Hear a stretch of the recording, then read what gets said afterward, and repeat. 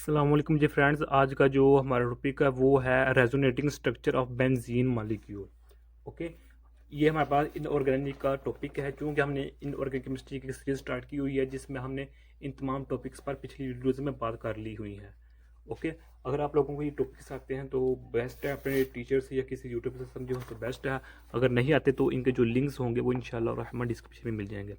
Last video में हमने बात की थी लेक्चर नंबर 11, उसका पार्ट 1 पर रेजोनेंस ऑफ ओजोन पर बात की थी। आज इस वीडियो में हम बात करने लगे हैं resonance of benzene molecule. Okay, तो आइए स्टार्ट करते हैं टॉपिक के तौर पर। बिस्मिल्लाहिर्रहमानिर्रहीम, सल्लल्लाहु अला मुहम्मद सल्लल्लाहु अलैहि व आलिहि वसल्लम।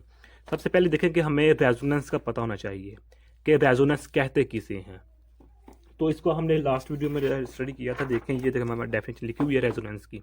ओके, अगर आपको रेजोनेंस आता है तो ठीक है, अगर नहीं आता तो लास्ट वीडियो देखिए, उसके जो फर्स्ट से 3 मिनट्स है उसमें हमने इस रेजोनेंस को स्टडी किया हुआ है। बेसिकली रेजोनेंस में हमने दो बातों को ज़्यादातर डिस्कस करते हैं, एक होता है लोन पेयर, एक होता है पाई। ओके, ये दो बातें होती है जिसमें हम रेजोनेंस को ज़्यादातर स्टडी करते हैं। अगर रेजोनेंस में हम इन दोनों चीज़ों को ही स्टडी करते हैं अक्सर।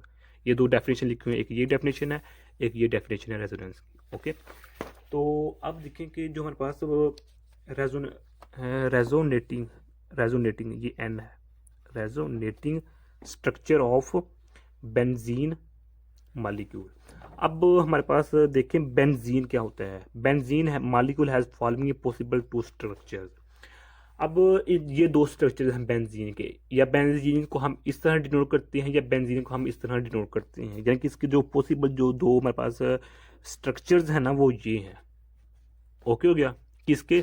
बेंजीन के। अब देखें कि ये बेंजीन के जो स्ट्रक्चर बने हुए हैं ये है क्या हमारे पास। एक्चुअली जो ये होता है, इसको हम असली फॉर्म में लिखना चाहें तो वो हमारे पास, यानी कि जो हमारे पास ये है, इसकी जो असली फॉर्म है ना, इसी तरह ये है ना, ये देखें यही है ना, इसकी जो असली फॉर्म है वो ये है कि एक कार्बन इधर होता है, एक कार्बन इधर होता है, एक कार्बन ये होता है, एक कार्बन ये होता है, फिर ये कार्बन, फिर ये कार्बन। ओके, तो अब ये देख रहे हैं डबल बॉन्ड किधर है, एक इसमें डबल बॉन्ड है, तो एक इसमें डबल बॉन्ड है और एक इसमें इसमें मेरे पास डबल बॉन्ड है। डन हो गया। अब चूंकि हम जानते हैं कि जो ऑक्सीजन होता है वो 4 बॉन्ड बना सकता है, सॉरी इसमें 6 इलेक्ट्रॉन होते हैं। जो इसकी इलेक्ट्रॉनिक कन्फर्मेशन होती है वो इस तरह होती है कि 2 इलेक्ट्रॉन जो होते हैं वो फर्स्ट शेल में होते हैं, बाकी 4 जो इलेक्ट्रॉन होते हैं वो इसमें होते हैं, इसमें होते हैं। और जो बाकी 2 4, बाकी 2 बच गए, तो 2, एक इसमें चला जाएगा, एक इसमें चला जाएगा, जो पी जी होता है वो 0 होता है। 2 4 5 6, यानी कि जो 6 इलेक्ट्रॉन होते हैं कार्बन की, जो इलेक्ट्रॉनिक कन्फिग्रेशन होती है वो इस तरह होती है। अब इसका मतलब क्या हुआ कि मैं सपोज कर मेरे पास ये न्यूक्लियस है, ये फर्स्ट शेल है, ये सेकंड शेल है। फर्स्ट शेल में ज़्यादा से ज़्यादा 2 इलेक्ट्रॉन आते हैं, जबकि सेकंड शेल में ज़्यादा से ज़्यादा 8 इलेक्ट्रॉन आते हैं। 2 शेल यही चले गए इसमें, तो बाकी 4 इलेक्ट्रॉन, जो 4 इलेक्ट्रॉन है वो इस तरह डिवाइड होंगे, ये देखिए।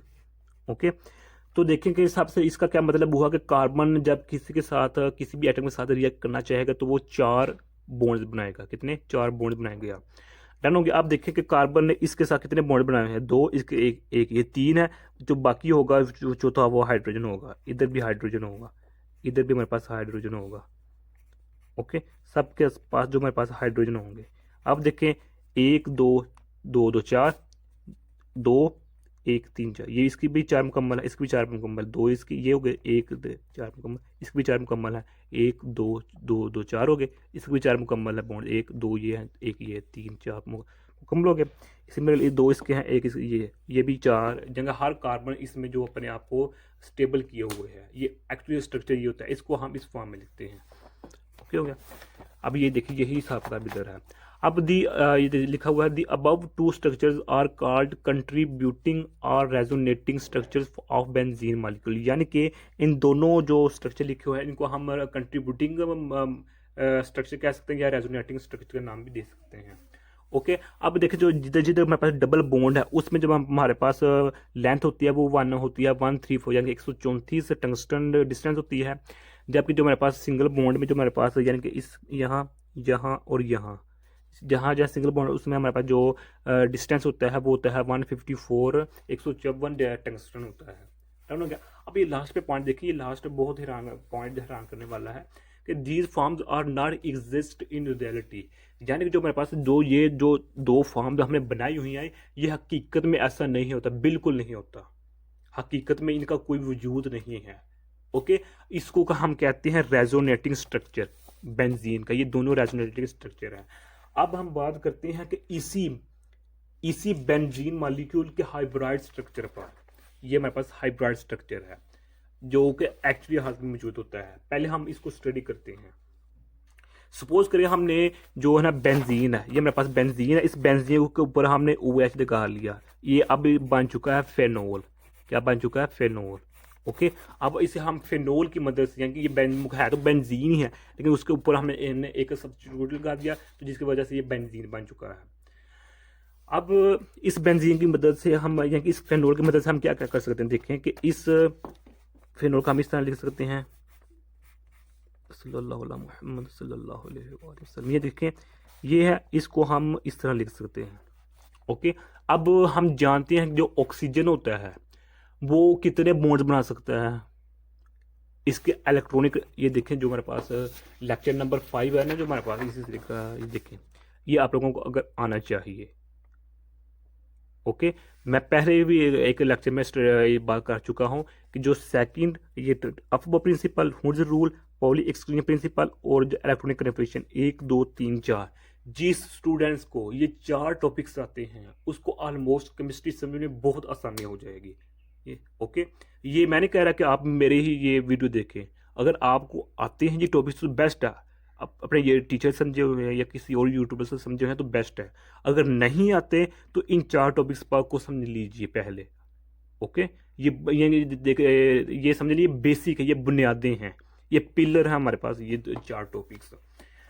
अब बात करते हैं कि ऑक्सीजन की जो इलेक्ट्रॉनिक कन्फिगरेशन वो इस तरह होती है, तो 2 इसमें होते हैं इलेक्ट्रॉन, 2 इसमें होते हैं, 2 px में होते हैं, 2 एक py में होता है और एक pz में होता है, 2 4 6 7 8। ओके, अब देखें आउटर शेल यही है, इसका मतलब है कि 1 2 3 4 5 6 जो ऑक्सीजन होता है वो ज़्यादा से ज़्यादा 6 बॉन्ड बना सकता है।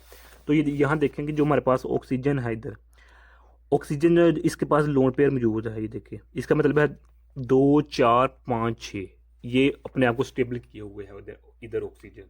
ओके, अब यहाँ इधर हम क्या करेंगे कि इधर हम खुद से इस जो लोन पेयर होगा इसको हम हरकत देंगे। चल भी तू हमें बैठा हूँ, हरकत कर, हरकत की क्या करेगा कि इधर से जो एक पॉजिटिव चार्ज है एक नेगेटिव चार्ज है, नेगेटिव चार्ज होगा वो यहाँ से लेकर इस पर अटैक करेगा, इस पर, यहाँ क्या है कार्बन है इधर। ओके, यानी कि ये देखिए मेरे पास ये हमने कार्बन है, तो इस पर जब अटैक करके तो मेरे पास जो ये एक सिग्मा बॉन्ड होता है, ये पाई बॉन्ड है, जो पाई बॉन्ड हो जाएगा ये टूट जाएगा। ओके, जब ये पाई बॉन्ड टूट जाएगा तो इधर पॉजिटिव चार्ज आ जाएगा, इधर नेगेटिव चार्ज आ जाएगा। ओके हो गया, तो सिमिलर ये देखा हमने लिखा हुआ है, जब इधर से ऑक्सीजन का एक लोन पे टूटेगा या कि अपने आप को तोड़ेगा तो ये एक जो इस पर अटैक करेगा तो यहाँ जो होंगे ना, इधर पॉजिटिव चार्ज आएगा इधर नेगेटिव चार्ज आएगा, ये देखा हमने लिखा हुआ है। तो इसके नतीजे में इधर सिंगल बॉन्ड है, इधर डबल बॉन्ड बन जाएगा, इधर पॉजिटिव चार्ज आ जाएगा। ओके हो गया, यहाँ ये ध्यान रखिएगा, इधर सिंगल बॉन्ड है, इधर हमारे पास डबल बॉन्ड है, ये देखें। अब जो हमारे पास इधर पाई बॉन्ड था वो टूट गया तो एक सिंगल बॉन्ड रह जाएगा, इधर नेगेटिव चार्ज आएगा, इधर हमारे पास पॉजिटिव चार्ज आ जाएगा, नेगेटिव चार्ज पॉजिटिव चार्ज। अब देखें कि नेक्स्ट में क्या होगा कि नेक्स्ट में इधर भी डबल बॉन्ड है, इधर भी पाई डबल बॉन्ड है। नेक्स्ट में क्या होगा कि इधर से जो हमारे पास ये हमारे पास ये इलेक्ट्रॉन है ये इस पर हमला करेगा, इस पर जब हमला करेगा तो इस पर हमला करने के बाद यहाँ का जो पाई बॉन्ड होगा वो टूट जाएगा, तो यहाँ पाई बॉन्ड टूट जाएगा तो यहाँ पे एक नया बन जाएगा, ये देख लें। यानी कि अब इसको हम किस तरह देख सकते हैं, ये देखें, ये हमारे पास पॉजिटिव ये है, तो इधर नेगेटिव चार्ज है तो एक डबल बॉन्ड है इधर और इधर डबल। अब ये इसको हम इस फॉर्म किस तरह लिख सकते हैं, देखें कि ये तो वैसे का वैसे ही है ना हमारे पास। अब जब ये ऑक्सीजन इस पर अटैक करेगा, इस पर अटैक करने का क्या मतलब है कि इधर इधर अटैक करेगा, जो इलेक्ट्रॉन होगा वो अटैक करेगा, इधर से जो हमारे पास होगी वो पॉजिटिव चार्ज ले लेगा इधर से, तो जो इधर वाला इलेक्ट्रॉन होगा वो इधर शिफ्ट हो जाएगा, तो जो ये पाई बॉन्ड होगा ये टूट जाएगा। जब ये पाई बॉन्ड टूटेगा तो जिसका जो पॉजिटिव होगा वो इधर जो पॉजिटिव होगा वो इधर आ जाएगा, जो नेगेटिव टर्म होगा वो इधर आ जाएगी, नेगेटिव इलेक्ट्रॉन। तो ये पॉजिटिव नेगेटिव ये फिर अपने आप को क्या कर लेंगे, अपने आप को आपस में मिला लेंगे। तो इधर आइएगा इलेक्ट्रॉन, तो ये इस पर हमला करेगा, तो फिर यहाँ पॉजिटिव चार्ज आएगा, इधर नेगेटिव चार्ज आएगा, तो ये फिर अपने आप को कंबाइन कर लेंगे। ये देखो हमने बनाई हुई है सीरीज। ओके, ये देखिए जब इलेक्ट्रॉन यहाँ पर हमला करेगा तो यहाँ से हमला करने के बाद क्या होगा, इधर पॉजिटिव चार्ज आ जाएगा, इधर नेगेटिव चार्ज चला जाएगा। इसका एक ये नेगेटिव चार्ज है, तो ये नेगेटिव चार्ज इस पर हमला करेगा, इसका इस पाई बॉन्ड का एक अपना पॉजिटिव चार्ज है, अपना एक नेगेटिव चार्ज है। इसका जो नेगेटिव चार्ज होगा इस पाई बॉन्ड का वो इधर आ जाएगा, जबकि ये नेगेटिव चार्ज इस पॉजिटिव चार्ज के साथ मिलकर अपने आप को डबल बॉन्ड बना लेगा। ये देखिए इस फॉर्म में। ओके, अब इलेक्ट्रॉन इधर आ गया, ये इजाफी इलेक्ट्रॉन फिर इस यहाँ हमला करेगा, तो हमला करने के बाद ये डबल बॉन्ड टूट जाएगा, सिंगल बॉन्ड रह जाएगा। तो फिर वही जो पहला स्टेप था ये वाला और ये वाला, ये देखें ये और ये अपनी असली हालत में फिर मुझे आ गए हैं।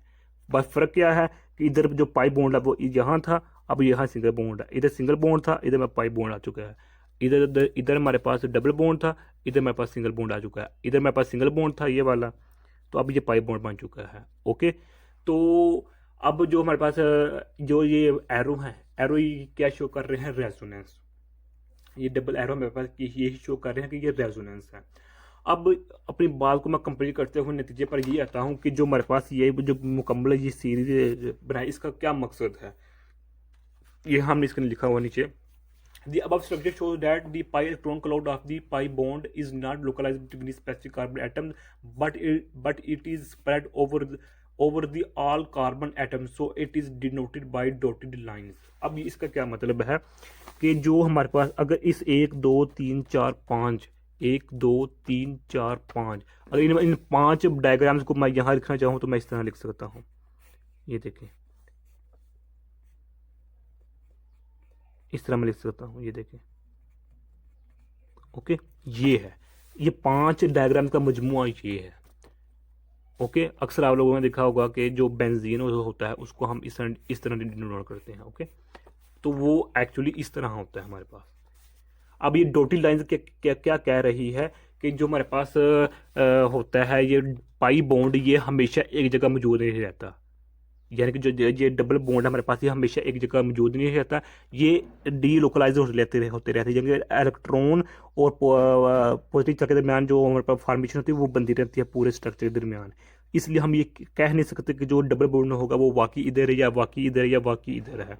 ओके, इसलिए हम मैंने पहले अर्ज की थी कि जो हमारे पास ये जो दो फॉर्म्स हैं, ये देखें लास्ट पे हमने पॉइंट लिखा हुआ है, these two form are not exist in reality. ये हमेशा असली वो जो हालत में मौजूद नहीं होता, बल्कि असली हालत में जो होता है वो ये होता है असली हालत में।